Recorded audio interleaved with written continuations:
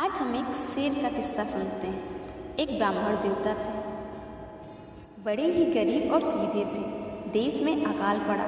अब भला ब्राह्मण को कौन सीधा दे और कौन उनसे पूजा पाठ करवाए, क्योंकि ब्राह्मण देव जो होते हैं वो कोई कार्य नहीं, उनका यही कार्य होता है कि वो भिक्षा लेते हैं। भिक्षा के द्वारा ही उनका पेट पूजन होता है, या वो पूजा वगैरह कराते हैं तो लोग आकर उन्हें दे जाते हैं। आजकल के ब्राह्मण ऐसा काम नहीं करते हैं, लेकिन पुराने ज़माने में ब्राह्मण जो है भिक्षा द्वारा ही अपना पेट भरते थे। बेचारे ब्राह्मण को कई दिनों तक भोजन नहीं मिला।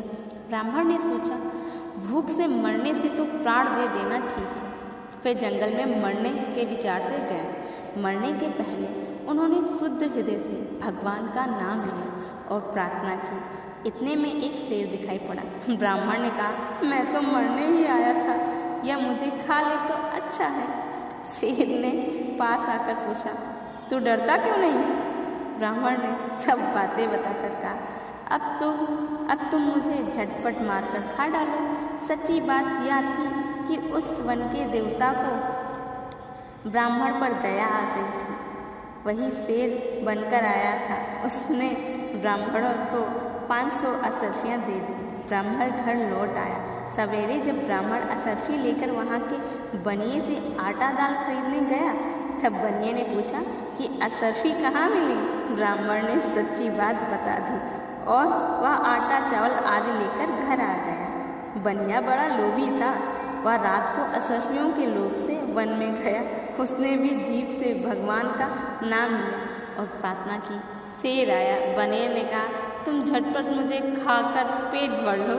शेर ने कहा, मैं तेरे जैसे लोभी को अवश्य खा जाता, पर किसी भी बहाने भगवान का नाम तो तूने लिया ही है, अतः तुझे मारना नहीं चाहता, क्यों केवल दंड देना चाहूँगा। शेर ने बनिए को एक पंजा मारा। उसका एक कान चिथड़े चिथड़े होकर उड़ गया, एक आंख फूट गई और उसे लोभ का यही पुरस्कार मिला। इसलिए कहते हैं व्यक्ति को लोभी नहीं बनना चाहिए।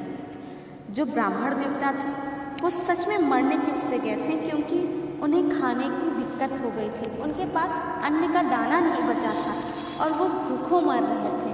अब वो कैसे अपने प्राण देते? इसलिए वो अपने प्राण देने के लिए जंगल में गए थे और उन्हें सच्चे दिल से प्रभु का स्मरण किया था, भगवान का नाम लिया था।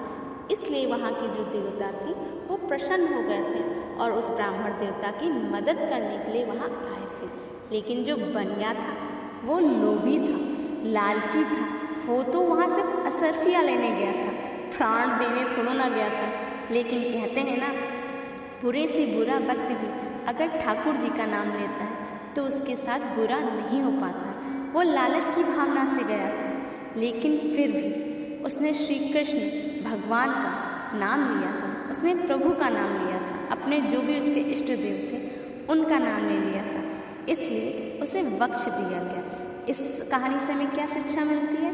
इस कहानी से हमें ये शिक्षा मिलती है कि लालच करना बुरी बात है।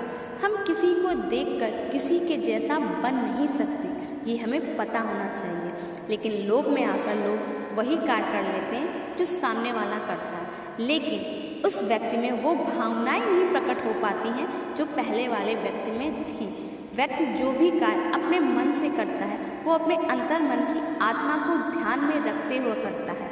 लेकिन अगर हम किसी को देखकर उसके जैसा बनना चाहते हैं, उसके जैसा ही कार्य करना चाहते हैं, तो हम बिल्कुल सेम उसके जैसा नहीं कर पाते, जिसका परिणाम ये होता है कि हमें उतना लाभ नहीं होता है, बल्कि हमें हानि भी हो जाती है। इसलिए हमें किसी को देखकर कोई भी कार्य नहीं करना चाहिए। हमें अपने अंतर मन से, हमारी जो आत्मा कहती है, उसको ध्यान में रख के कार्य करना चाहिए।